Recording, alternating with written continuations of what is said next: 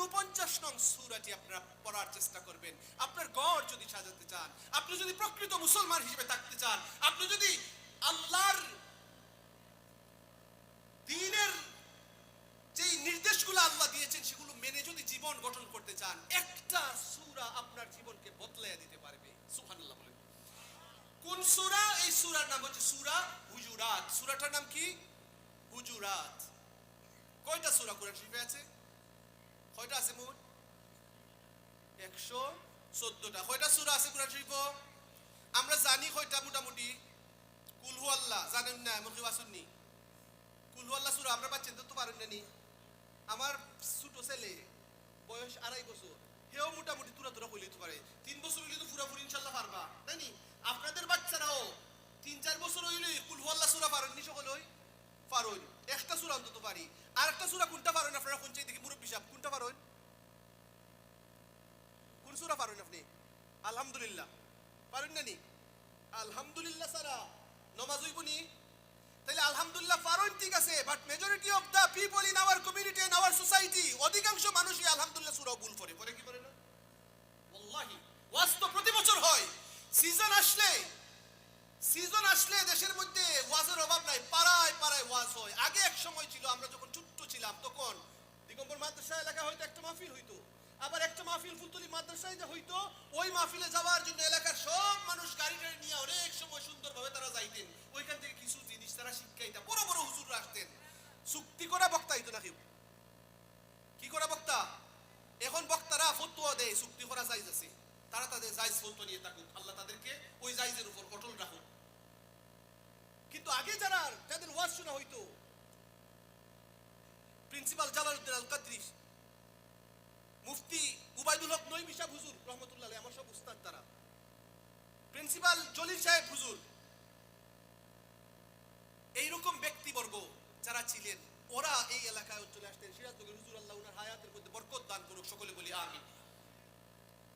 আরো যারা কেউ কেউ ফুলতলি সাহেব কিবলার ভক্ত, ফুলতলি সাহেবও, উনারা যখন আসতেন, উনাদের ওয়াজ শোনার জন্য মানুষ দূর দূরান্ত থেকে যাইতো আর ওয়াজ শুনতো। আর এখন ওয়াজ শুনতে আসে না, বক্তার সাথে সেলফি উঠাইতে আসে। কথা বলেন ঠিক কিনা?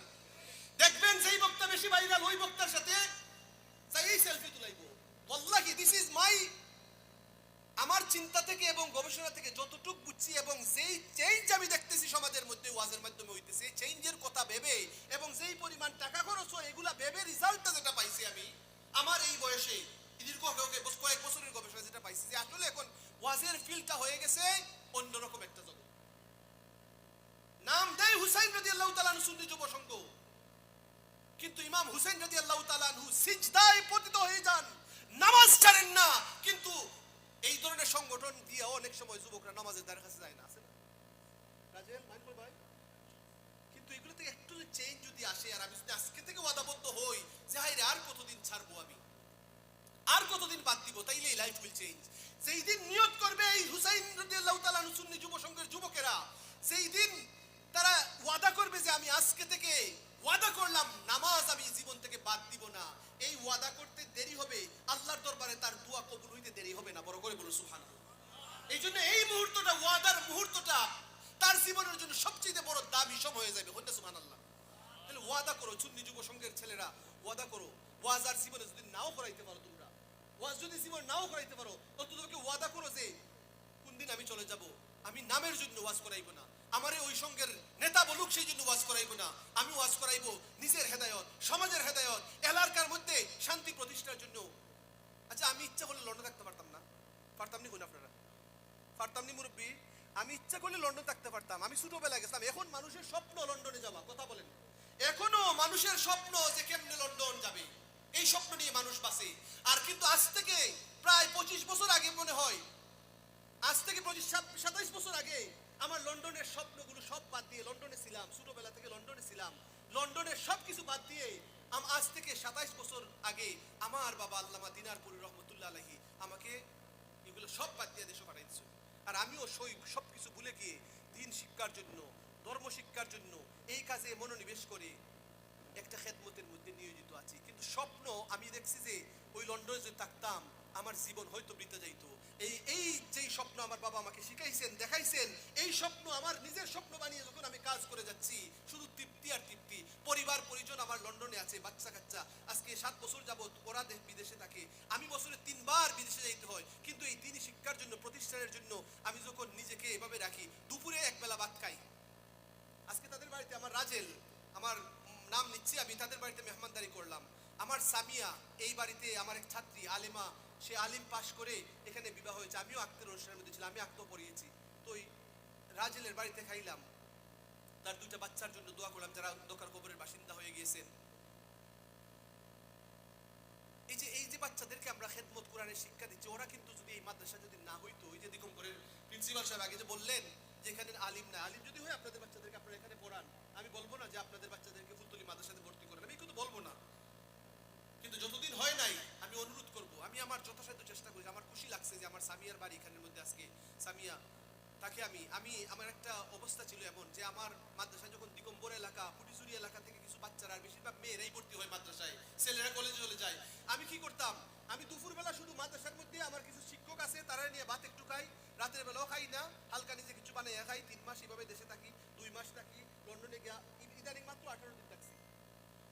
আমি যদি একটা দিন আরো পরে আইতাম, 1 তারিখের টিকিট করতাম বা 2 তারিখের টিকিট করতাম, তাহলে আমি কিন্তু 70,000 টাকা আরো কমের টিকিটে পাই। কিন্তু ওই যে না, আমি মাহফিল যেহেতু রাখছি, এটা যাওয়ানোই লাগবো।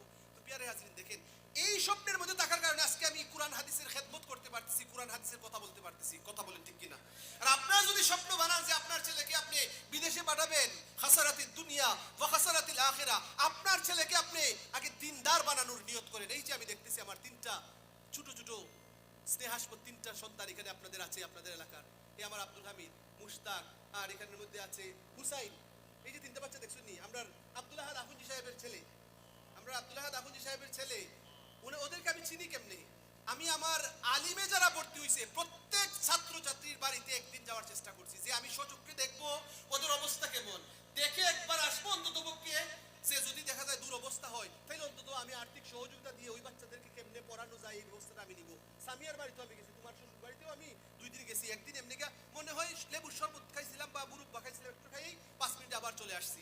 তো এই ধরনের যাই কেন যাই, যে অন্তত সচক্ষে দেখতে পারবো আমার ছাত্রছাত্রী সে কোন পরিবেশে। আমি যখন দেখলাম ওনারা 8টা ভাই বোন, সংসারটা যে বিশাল ধনী এই ধরনের কিছু না, নাই বললে সামান্য অল্প একটু আছে, আপনারা এলাকার মানুষ জানবেন আপনারা, কিন্তু তাদের মুখের হাসি যখন দেখি, তারা এতটুকু কষ্ট করে, আমার বিশেষ করে আমার রুমি আর হালিমা, তারা যে মাদ্রাসাতে যায়, যখন দেখি যে এই অভাবের সংসারে থাকিও তারা দিন শিখতে চায়, মাদ্রাসা মিস দিতে চায় না, পড়ালেখা করতে চায়, মনটা ভরে যায়। কিন্তু যাদের টাকা আছে, পয়সা আছে, মেম্বারের ফুলারে দেখেন, চেয়ারম্যানের ফুলারে দেখেন, বড় লোকের ফুলারে দেখেন, দিনের দাঁড়িয়ে যায় না, ওইটা লাগে না বিদেশ যাইতো। ঠিক কিনা কথা বলেন? বেশিরভাগই এমন হয়ে যায়, নষ্ট হয়ে যায়। আমি তো বড় লোক, কম নাই টাকা পয়সা, লাগলে কোটি কোটি টাকার মালিক আছে আলহামদুলিল্লাহ, কিন্তু আমার ছেলেরা যদি খারাপ হয়ে যায়, আমার জীবনও বরবাদ হয়ে যাব, আখিরাতও বরবাদ হয়ে যাব। আপনারা আমার সন্তান সন্ততির জন্য প্রথমত দোয়া করবেন, আল্লাহ যেন আমার সন্তান সন্ততি লন্ডনে আছে ওদেরকে যেন অন্ততপক্ষে আল্লাহ নিরাপদে রাখেন, হেফাজতে রাখেন, এবং অন্ততপক্ষে দিন ভালো করে বুঝার এবং বুকের মধ্যে ধারণ করার জন্য আল্লাহ তৌফিক যেন দান করেন। সকলে বলেন আমিন। প্যারে হাজিরিন, আমাদের স্বপ্ন একটা, আমরা কোরআন থেকে একটু বিচ্যুত হব না, এই স্বপ্নটা বানান। আমরা আল্লাহর হুকুমের নাফরমানি করব না, এই স্বপ্নটা বানান।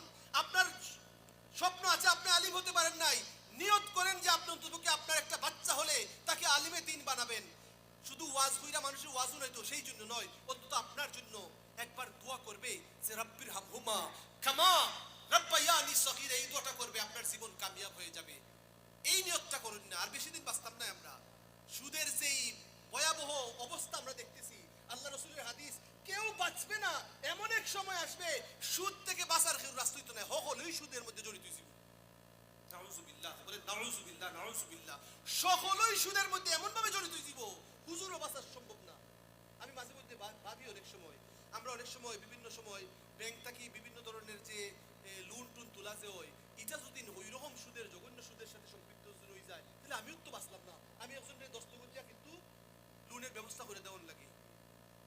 তো এই জন্য হাদিস যখন দেখি, আল্লাহ রাসূল বলেছেন একটা মানুষও সুদ থেকে বাঁচতে পারবে না, এমন এক সময় আসবে কিয়ামতের সন্নিকটে। আমার মনে হয় এই সময়টা বেশি দূরে নয়। প্যারে হাজিরিন, আপনার জন্য কিয়ামত প্রতিটা দিন, কালকে আপনার জন্য কিয়ামত। কথা বলেন ঠিক কিনা? আপনি যদি আপনি অতদিন ওয়াজ শুনরা, ওয়াজ করাইরা, প্রতিদিন আপনারা ওয়াজ করান, মাহফিল হয় এই দেশের মধ্যে, 4 মাস তো একাধারে ওয়াজ, কেউ 2টা 3টা করে ওয়াজ করতেছে। আলহামদুলিল্লাহ, সূরা কয়জনে জানেন? সকলে মোটামুটি জানি, কিন্তু ভুল জানেন, ঠিক কিনা কথাটা? ভুল জানেন। এই ভুলটারে সংশোধন করার জন্য এখনো যদি আজকুতাকে যদি নিয়ত করেন যে আমার ছেলে অমুক আছে, তার কাছে আমি সূরা ফাতিহা শিখবো, আমার মেয়ে অমুক আছে, তার কাছ থেকে আমি সূরা ইখলাস শিখবো, অথবা আমার বউ সে আলেমা, তার কাছ থেকে আমি একটা সূরা শিখবো, নিয়ত করার সাথে সাথেই আপনি জান্নাতের যাত্রী হয়ে গেলেন। বড় করে বলুন সুবহানাল্লাহ। পালা একটা নিয়তের দরকার, পালা নিয়তেই মানুষে পালা করতে পারে। আর নিয়ত যখন ভালো হইতো নাই, ওয়াজ একটা খেল লাগি, প্রতিদিন এখানে তাহেরি খেল লাগি, আরো জাহেরি বাতি নিজেরই আসুন, সবাই আনুন, আপনারা কোনো লাভ নাই। আপনার বদলিবার লোক নিয়ত করুন, আপনারটাই সব কিছু। আজকে তাকে নিয়ত করুন যে ওয়াজ শুনবো, ওয়াজ শুনবো নিজে বুঝার লাগি এবং অনুযায়ী চলার লাগি। ওই নিয়তটা করতে পারবানি না, খালি শুনে যাই এই অমুকের ওয়াজ ভালো হয়েছে, তাই না আমরা বাড়তে গাইছি, তাই খালি মারচুন হতো, মানে এগুলা সুর দিলানি, কোনো সুর পারি না আমরা, সুর বাচ্চাদের আমরা শিখাইলাম, যারা গজল গায় সুর তো আমরা তো পারি না নি বাবু কিছু। সুর তো বিষয় না, বিষয় লেখা সুর দিলে তো আমি এতগুলা কথা কিন্তু যে বই কইছি, এই সুর দিলে কিন্তু 1.5 ঘন্টা মনে যাইতো গিয়া। কথা বলেন ঠিক কিনা? গজল মাঝখানে আমি জানি গজল যেহেতু লেখি, গজল 4-5টা দিন হওয়া শুরু করি, এক হুজুর দেখলাম 8-10টা গজল এক ওয়াজের মধ্যে কইলিছ। ওরে আল্লাহ, টাকা নিছো কি 70,000? কত হাজার? 70,000 টাকাও নিছুন। আর ওয়াজের মাহফিল আইয়া তাই অলরেডি গজল কইলেইছুন মনে হয় 8-10টা। আমি হিসাব করছি গজল গাইতে যাইয়া তাই এর হুজুরের গজল গাইতে যাইয়া টোটাল মনে হয় 40 মিনিট গেছে খালি গজলও। আর ওয়াজ করছেন মনে হয় 25 মিনিট, আর খানচুন কিছু সময়, আর 1 ঘন্টা 25 মিনিটের ভিতরে ওয়াজও শেষ। 70,000 আপনারা দিলেছি। আমারে দিতে শুরু করবেন, আমরা তো আপনার মানুষ কিন্তু বেশি তাইছুন জুল লইয়া যান কি জানেন, ভাইরাল নাই তো। আচ্ছা, ভাইরাল যারা হচ্ছেন ওদের জন্য আমি দোয়া করি, আমরা দোয়া করি আল্লাহ যেন ওদেরকে আরো ভাইরাল করেন, এবং ওদের থেকে যেন কুরআন হাদিস বহির্ভূত কোনো কথা যেন জবান থেকে আর যেন আল্লাহ বাহির না করেন। সকলে বলুন আমিন। কুরআন হাদিসের পক্ষে, দ্বীনের পক্ষে, সুন্নিয়তের পক্ষে, ইসলামের পক্ষে যেন কথাবার্তা বাহির হয়। অনেক বক্তাদের মুখ থেকে এমন জঘন্য কথাবার্তা বের হয়েছে যেটা তার ইমানের ক্ষতি হয়ে গেছে। এমনও বক্তাদের কথাবার্তা ইউটিউবে এখনো চলতেছে। কথা বলেন ঠিক না? এমনও চলতেছে। আল্লাহ যেন ওই সমস্ত মানুষদের এই আকল, জ্ঞান, বুদ্ধি যেন আল্লাহ যেন এমন রাখেন যেন ওরা যেন দিন দিন যেন ভালো কাজ, সুন্দর নসিহত যেন দিতে পারে। প্রিয় হাজিরিন, আসুন কুরআনের দিকে আসি। ছোট্ট সূরা, সূরা ইখলাস আমরা মোটামুটি সবাই জানি। এই সূরা তিলাওয়াত করলে কি কি গুণ, এগুলো আপনারা ভালো করে জানেন। আর গরের সূরা যেটা 49 নং সূরা, যেটা এই সূরা যদি আপনি তেলাওয়াত করেন এবং পড়েন যদি নিয়মিত, আর এটার অর্থ যদি বুঝার চেষ্টা করেন, এই সমাজের মধ্যে হিংসা থাকবে না, এই সমাজের মধ্যে খারাপ কোনো কিছু থাকবে না, এই সমাজ শান্তির সমাজ হয়ে যাবে। সাহাবীদের চরিত্র, আখলাক, আদর্শে মানুষের সমাজ আলোকিত হয়ে যাবে এই সূরার উপর আমল করলে। প্রিয় হাজির, সূরাটার নাম হচ্ছে সূরা হুজুরাত। আল্লাহ বলেন, ইয়া আইয়ুহাল্লাযীনা আমানু লা তুকদ্দিমু বাইনা ইয়াদাইল্লাহি ওয়া রাসূলিহি ওয়াত্তাকুল্লাহ ইন্নাল্লাহা সামিউন আলীম। হে ঈমানদারগণ, লা তুকদ্দিমু বাইনা ইয়াদাইল্লাহ, তোমরা আল্লাহ এবং আল্লাহর রাসূলের অবাধ্য হইও না, অর্থাৎ সীমা লঙ্ঘন করিও না। আল্লাহ এবং রাসূল তোমাদেরকে যেই নির্দেশ দিয়েছেন, এই কুরআন হাদিসের উল্টা কোনো কিছু করিও না। সুদ খাওয়া কুরআন হাদিসের পক্ষে না বিপক্ষে? সুদের পক্ষে কাটা আসুন নাই, মাশাআল্লাহ। সুদের পক্ষে আমরা কেউ নাই, ঠিক কি না? কিন্তু ছেলেরা বিদেশ পাঠাই তুইলে লগ্নি কইরা সুদের উপরে এইরকম বিদেশ পাঠাইবার লাগি অনেক মানুষ কিন্তু টেকাদার করে আনতেছে। আনেন না? হিসাব করেন না, এত বিদেশ দিলাম কি তারা? বিদেশে অনেক ছেলেরা গেছে, ফতের মধ্যে যাইয়া দেখা যায় কি হইছে, যাওয়ার ফতেও মরে গেছে। স্বপ্ন আপনি হারামের মধ্যে নিয়ে যদি আপনি স্বপ্ন দেখান যদি, তাহলে আপনি হারামের মধ্যে আপনার ছেলে যদি জীবনও চলে যায়, তাহলে আপনি আরো ক্ষতিগ্রস্ত হবেন। আল্লাহ বলেন, ইয়া আইয়ুহাল্লাযীনা আমানু, হে ঈমানদারগণ, লা তুকদ্দিমু বাইনা ইয়াদাইল্লাহি ওয়া রাসূলিহি, আল্লাহ এবং রাসূলের অবাধ্য হইও না, অগ্রে যাইও না, আগে যাইও না, যতটুকু লিমিট ক্রস করিও না। যে পরিমাণ আল্লাহ বলেছেন তার থেকে তুমি বেশি বুঝার চেষ্টা করিও না। মন গড়া কিছু মুফতি সাহেব এখন আছেন সমাজে, ঠিক না? মন গড়া মুফতি সাহেব লাগে না, যে বেচারা ইউটিউব মুফতি, বেচারা ইউটিউবে ওয়াজ শূন্য শূন্য নিজে বড় মুফতি সাহেব হয়ে গেছে। এরকম মানুষ আছে কিনা? যে ফতোয়া দেওয়ার কথা একজন যোগ্য, একজন আলিম, ফিকহ শাস্ত্রে পণ্ডিত যিনি, উনি যোগ্য ফতোয়া দিবেন, কিন্তু দেখা যায় গ্রামের মাতব্বর হইয়া বলে দূর বাদ দেবে সাহেবের কথা,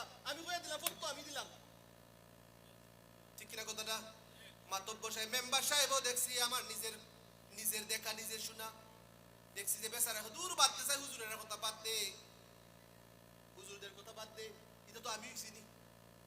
এ বেটা ওই যায় মুফতি, এরকম মানুষ আছে কিনা সমাজের মধ্যে? প্যারে হাজির তালাক হয়ে যায়, কিন্তু মেম্বার সাহেব বলে খের তালাক হইতো রে, যা দিগম্বর মায়ের সাথে যা, তাই নিপত্তা দিবানে তালাক হইছে না, যা হইছে নেমনে কাজ হয়ে গেছে। আবার দেখা যায় তালাক হয় না, একজন মুফতি সাহেব নিশ্চয় তিনি বুঝেন তালাক হইছে কি হইছে না, নামাজ শুদ্ধ হইছে কি হইছে না, রোজা শুদ্ধ হইছে কি হইছে না, একজন মুফতি সাহেব নিশ্চিত ভালো করে বুঝেন।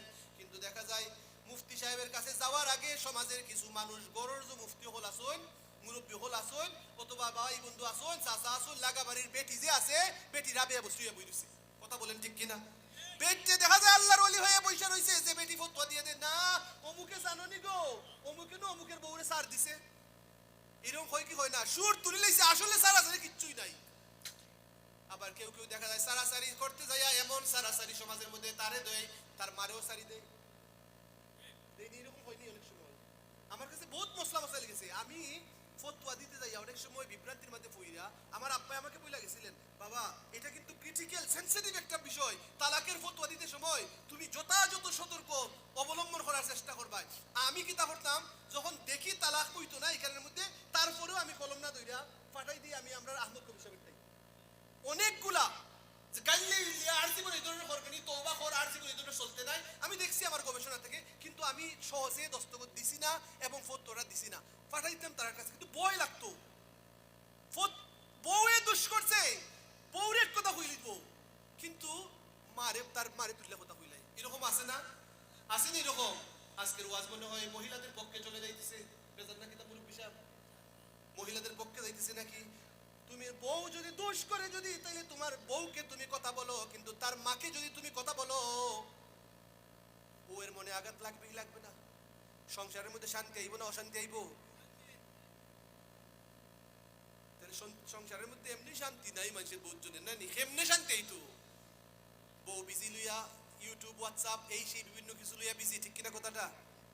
আগের মহিলারা কোরআন তেলাওয়াত করতো ভোর বেলায় উঠে, সন্ধ্যার পরেও কোরআন তেলাওয়াত করতো, আর এখনের মহিলা মাশাআল্লাহ, এখন আগে তো মোটামুটি আমরা আরো 20 বছর আগে মোটামুটি স্যাটেলাইট চ্যানেল যেগুলো ছিল, এইগুলা ডিশের চ্যানেল আছিল, চার জলসা আর অমুক জলসা বলেন, এই কি জলসা না, এই ধরনের ছিল, কিন্তু এখন প্রত্যেকের হাতের মধ্যে যে এই ধরনের মোবাইল আছে, এইগুলোই যথেষ্ট। কথা বলেন ঠিক কিনা? প্যারে হাজিরিন, শান্তি আসতে হলে কি কি কাজ করতে হবে? স্বামী স্ত্রী যখন সম্পর্কের মধ্যে একটু এদিক সেদিক হতে পারে, কিন্তু এর মধ্যে এমন যদি কাজ করে ফেলে, যদি শাশুড়িকেও মন্দ কথা বলে ফেলে, তাহলে তার মা আর শাশুড়ি বেশ কমনি হচ্ছে কেন? বেশ কমনি? তাহলে তুমি তোমার বউরে গালি দিতে যাইয়া, তোমার বউ হাজার গালি তোমার সহ্য করতে পারবে, কিন্তু তার মাকে যদি গালি দাও, খোদার কসম করে বলি, তোমার উপর সে সন্তুষ্ট থাকবে না। যুবক সমাজের যারা আছেন, এমন কেউ যদি এমন অভ্যাস যদি থাকে, আল্লাহর ওয়াস্তে আজকে আপনার বউয়ের হাতে ধরে যাইয়া বলবেন যে আমি তোমার অতীতে গাইলেছি, আজকে ফুলতলি মাদ্রাসার বেশি দূরের নাই, আমরা এলাকার মাদ্রাসার প্রিন্সিপাল সাহেবের কাছে শুনেছি যে তোমার মারে যদি কথা কইতালে আমার মারে বিলে কথা হইব, অতএব বউ সকিনা রহিমা যার বউ যেটি আছেন আত দুইটা অন্ততপক্ষে হইলেই ব্যাপারটা, যে অন্ততপক্ষে আর গাইল লইতাম নাই, জীবনও গাইল লইতাম নাই। রাজি আসুন না আপনারা? এটা আতুল্লাহ কইতে পারবেন? রাজি কইতে পারবা? ফুরুত্তাইতে তো মাশাআল্লাহ এরা বুঝদার সেরা জানে বিয়া শাদী করছে না, দেখে কেউ যে মাহফিলের মধ্যে আত তুলতে যাইয়া অবিবাহিত যেটা বিয়া করছে না, এটাও দেখা যায় মাঝে মধ্যে আত তুলে, এই তুই আত তুলতে লাগি, তুই তোর বউরে হইতে নি রে, তুই তো বিয়া করছিস না। আপনাদের রাষ্ট্রীয় এলাকার মানুষের কিন্তু হুঁশ আছে যথেষ্ট, মাশাআল্লাহ নবীরুদ্দি অনেক হুঁশ আছে, মোটামুটি তারা সবাই মনোযোগী সহকারে শুনতেছে। তো যাই হোক, হইতে পারবানি হইছেন বালা এখন বুলেও তো হইতে পারো, আপনারে অনুরোধ করবো আসুন না নি আমরা চাচি, আপনার ওয়াইফ আসুন না নি, আত দুই রেগে কইবা ওয়াজুন নেইছে আজকে কথা দিতে না পারে, যে আজকে তো কইবা গে সহ সভাপতি সাহেব পেলে আজকে কালি শুনে এরপর কই যদি তোমার গালি এটা কি আর একবার কই তো সমস্যা, একবার কইলেই তো কিছু হইতো না। সালাম জীবনে শুননি, সালাম জীবনে শুননি গিয়া শুননি, ওই তো এই যে সালামের অভ্যাসটা করে লিবা, মুরব্বি সাহেব জীবনে বুড়ে সালাম দিছই দিছই মাশাআল্লাহ, এর মতো মুরব্বি। আর এখন কিছু কিছু ঠেটা মুরব্বি আছে, হে কি তাকো কিতাব এটাই ওয়াজ কইরা গেছেন, মুখে খেললে গেছে মুখে ফুল তুই, আর কোন ডাকাতে গানতে পারলেন না নি? আর আসুন তো ডাকাত বক্তা আসুন আপনারা, চট্টগ্রামের বক্তা আসুন, সিলেটের বক্তা দরকার নাই একজন, আমি তো যেহেতু সিলেটের ওই এলাকার ওই, তাহলে কেউ যদি হয় যে কিতাব ওয়াজ করার দেন চুইকারের মধ্যে হয় বউরে মিলে সালাম দিতা সর্বনাশ সর্বনাশ এই ধরনের কিছু টেটা মুরব্বী আসেন আসেন না এটা না গড় থেকে আগে আপনার লাগি বেশি সমাজে তাই যদি মনে করেন যে তাই গড় বাদ দেয়া তাই খালি বাজার নিয়ে ব্যস্ত থাকবা আর গড় বিনাশ হয়ে যায় তাহলে তাই দায়িত্বশীল না এখন যদি তাইনের ঘরের মধ্যে যদি নামাজ না হয় আর যদি খালি ইমাম সাহেব কই গেলাই ইমাম সাহেব জারু দিলে না কেন ইমাম সাহেব নামাজ পড়ে না কেন মসজিদে আজান দেন না কেন এটা লইয়া যদি এই লাঠি লইয়া যদি মাতামাতি করেন যদি কোনো লাভ হইব না কোন চাই লাভ নাই আগে ঘর থেকে শুরু করো তোমার ঘরকে তুমি নামাজি বানাও তোমার ঘরকে পর্দাশীল বানাও তোমার ঘরকে তুমি শান্তির ছায়াতলে নিয়ে আসো বাহিরের মুরব্বিকে সালাম দেওয়ার আগে আগের ঘরের বাচ্চাদের থেকে সালাম শিক্ষা দেও তাইলেই ঘর সুন্দর হবে বাচ্চারা বোধ পান আমার দেখা ওবেটাই মাদ্রাসাত পড়েন মেয়েরা মাদ্রাসাত পড়ে ওগো তোমার মারে সালাম হইরাইছি না এই সময় করতেই পারুইয়া ওবা তোমার বাপরে সালাম হরনি বাড়ি দিয়া জিনা হুজুর শরম করে হুজুর কত শরম কর না মুশকিল নাই তো শরম কর না অনেক লজ্জা সে বাপরে সালাম করতে পারে না এই ছোট ছেলেরা তোমরা প্রতিদিন স্কুলে যারা যাও স্কুলে যাওয়ার আগে মারে আম্মা যাই গিয়া আসসালামু আলাইকুম বলে দিতে পারতে না আজকের ওয়াজ থেকে এটা শিক্ষা নেও তোমার মা যখন বলবে ওয়া আলাইকুম আসসালাম ওয়া রাহমাতুল্লাহ এর মানে হচ্ছে সমুদয় বিপদ আপদ থেকে তোমাকে রক্ষা করার দায়িত্ব আল্লাহর হাতে বড় করে বল সুবহানাল্লাহ আম্মা মাই যাই কি কইয়া মারে দোল আর কইও যায় না কই গেছে আমার খবরই নাই এই যে এতটুকটা যদি অন্ততপক্ষে অভ্যাস করতে পারেন আজকে ফুলার যারা যাইরাই আপনাদেরকে বাবাদেরকে বলবো আপনার ফুলাই যদি আজকে যারা মাহফিলে ওয়াজ শুনতেছেন স্কুলে যাওয়ার সময় মাদ্রাসায় যাওয়ার সময় বাহিরে যাওয়ার সময় দোকানে যাওয়ার সময় সালাম কইরা যদি না যায় যদি তারে আপনি ফুতুবা আসসালামু আলাইকুম ওখান কইতা পারতা না কইতা পারতা নাই গড়টা সাজাই না আমরা দেখবেন কত সুন্দর হয় ফুতরে কইতে পারতা না সালাম দিতে পারতা নাই নবী যে ছোট বাচ্চাদেরকে সালাম দিলেন মাররা লাগিলমানি ফাসাল্লামা আলাইহিম আল্লাহ রাসূল সাল্লাল্লাহু আলাইহি ওয়াসাল্লাম মাররা লাগিলমানি ফাসাল্লামা আলাইহিম বাচ্চাদের পাশে দিয়ে যাইরা হাঁটতা আসসালামু আলাইকুম ওয়া রাহমাতুল্লাহ কইনা সুবহানাল্লাহ আপনি তো অত বড় জমিদার হয়ে গেলা আপনি অত বড় মাতব্বর হইলা কেমনে আপনি অত বড় মুরব্বি হইলা কেমনে যে আপনি আপনার বাচ্চাদের একটু সালাম দেন না আর ফয় সালাম করে না দেখি আপনার মুখ বন্ধ দেখবেন একদিনের আপনার সালাম এই সালামটা আপনার বাচ্চার জন্য আজীবনের জন্য শিক্ষা হয়ে যাবে কথা বলেন ঠিক কিনা সেইভাবে পরে সালাম দিলে একবার ফয় দিবি কইব মাই গড আপা আমার সালাম দিলেছুন বাচ্চারা এখন অনেক বুঝে বাচ্চারা তোমাদেরকে অনুরোধ করব তোমরা ঘর থেকে বাহির হওয়ার সাথে সাথে অন্ততপক্ষে মাল লোকে ফোনে মাতলে দেখছি অনেকে বাপের লোকে ফোনে মাতলে অনেক ছেলে মেয়ে জীবনে সালাম দেয় না আমার নিজের দেখা থেকে অভিজ্ঞতা থেকে বলতেছি কথাগুলো তোমার বাবাকে সালাম দিয়ে তোমার শরম করে হ্যালো কেন আর মেম্বারশিপ আসসালামু আলাইকুম এরকম বলে কি বলে না ইয়াল্লা জমিদার সাহেব আসসালামু আলাইকুম স্যার আসসালামু আলাইকুম হুজুর আসসালামু আলাইকুম হুজুর ই মাজুর ইগু হুজুর কইছে ইগু আসলে মাজুর ইগুর আকল জ্ঞান নাই ইগু দূর বলে গেছে হুজুরে সালাম করব মেম্বারে সালাম করব অমুকে সালাম করব ভাই সাহেব আসসালামু আলাইকুম আর হবারি দেখি যখন আইবা আর যখন দেওর আইবা বা কেউ আইবা ভাই সাহেব আসসালামু আলাইকুম বই না আপনি কিন্তু যা বাইরে আপনি সালাম দেয় না আপন বাইরে সালাম দেয় না এরকম আছে না অনেক মানুষ আছে না এইটা অভ্যাস করতে হবে আপনাদের রাষ্ট্রীয় মাহফিল আজকে থেকে ওয়াদা করেন যে এই কাজগুলো করবো ঘরের মধ্যে এই বছরের শিক্ষা যদি এতটুকু হয়ে যায় ইনশাআল্লাহ সমাজ সুন্দর হয়ে যাবে আল্লাহ বলেন আবার মাঝে মধ্যে মানুষ বেশি বোঝার জায়গা কি বোঝার জায়গা বেশি দৌড় হুজুরে ওয়াজ করতে বাদ দেশে কে সালাম বলবি তা লাগতো না কিচ্ছু তাইলেই সমস্যা তাইলে কি সমস্যা আপনি আল্লাহর থেকে অতিরিক্ত বুঝলেন রাসূলুল্লাহ সাল্লাল্লাহু আলাইহি ওয়াসাল্লামের থেকে অতিরিক্ত বুঝলেন তখনই আপনি বিপদগ্রস্ত হয়ে গেলেন সীমালঙ্ঘন যখন করে ফেলবেন আপনার দুনিয়া আখিরাত সবকিছু বরবাদ হয়ে যাবে দ্বিতীয় আয়াত আল্লাহ বলেন ইয়া আইয়ুহাল্লাযীনা আমানু লা তারফাউ আসওয়াতাকুম ফাওকা সাওতিন নবী ওয়া লা তাজহারু লাহু বিল কওলি কাজহরি বাদিকুম লিবাদিন আন তাহবাতা আমালুকুম ওয়া আনতুম লা তাশউরুন ও ইউ হু বিলিভ হে ঈমানদারগণ লা তারফাউ আসওয়াতাকুম ফাওকা সাওতিন নবী don't raise your voice above the voice of prophet Muhammad সাল্লাল্লাহু আলাইহি সাল্লাম তোমার আওয়াজটাকে রাসূলুল্লাহর আওয়াজের আগে নিও না তার থেকে বড় করিও না এর মানেটা কি রাসূল যেই কথা বলেছেন এতটুকু তুমি মেনে নিও তুমি আরেকটা আলাদা বুঝো এই ধরনের বুঝদারি কোনো কিছু বলিও না কুরআন হাদিসের কথা যখনই আপনি শুনবেন কেউ যদি বলে যে সুদ হারাম আল্লাহ করেছেন আর আপনি যদি বলেন যে না এটা থেকে হারাম হইতো আপনি ক্ষতিগ্রস্ত হয়ে গেলেন বুঝছেন নি কথাটা সুদ হারাম এটা খেরাই জানেন না আমরা সমাজে আমরা যে সাবজেক্ট দিলাই সুদ হারাম এটা জানে না কেদাই মসলা দিব আমি যে এটা হারাম এটা আমি কি দিব আহাল্লাল্লাহুল বাইআ ওয়া হারামার রিবা আমি হালাল করার কেউ নাই কোন মুল্লা কোন মুন্সি কোন মাওলানা কোন ডাক্তার কোন ইঞ্জিনিয়ার দুনিয়ার কোন বিজ্ঞ মানুষ কোনো কিছু হালাল করতে পারবে না, হারাম করতে পারবে না। Whatever is legal and whatever is illegal, আল্লাহ already has described it 1400 years pass. 1400 বছর আগেই নবী মুহাম্মদ সাল্লাল্লাহু আলাইহি সাল্লামের মাধ্যমে, কোরআনের মাধ্যমে, রাসূলুল্লাহর মাধ্যমে হালাল এবং হারাম অলরেডি আমাদেরকে শিখিয়ে দিয়েছেন। কথা বলেন ঠিক কিনা? হারাম কিটা বেশি জিনিস নি বল চাই? হারাম কতগুলা জিনিস? কুটা হয় একটা জিনিস, আসলে বেশি কিন্তু হারাম নাই। বেশি হারাম নি কোনো, কন্যা হড়া জিনিস পাইবা হারাম। সেই জিনিসগুলো হারাম, এই জিনিসগুলাই আমাদের কাছে লাগে বেশি হারাম। সত্যি কথা যেটা, যেই জিনিসগুলো হারাম এই জিনিসগুলা প্রতিটা মানুষের কাছে একটু আরাম বেশি লাগে।